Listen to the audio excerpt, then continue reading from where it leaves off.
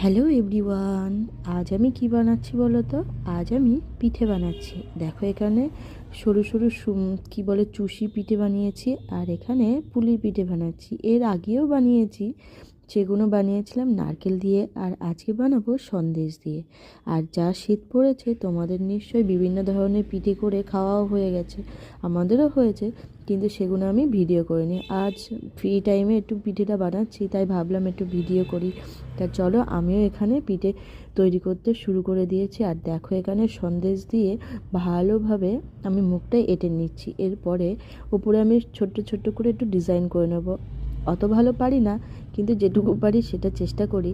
আর তোমরাও যদি এর থেকে ভালো ভালো ডিজাইন জানো, নিশ্চয়ই একটু কমেন্টের মাধ্যমে জানিয়ে দিও। আর এই ডিজাইনটা কেমন হয়েছে একটু জানিও। আর এখানে দেখো দুধের মধ্যে এলাচ দিয়ে, গুড়, খেজুরের গুড় দিয়ে আর চিনি দিয়ে প্রথমে ফুটিয়ে নিয়েছি।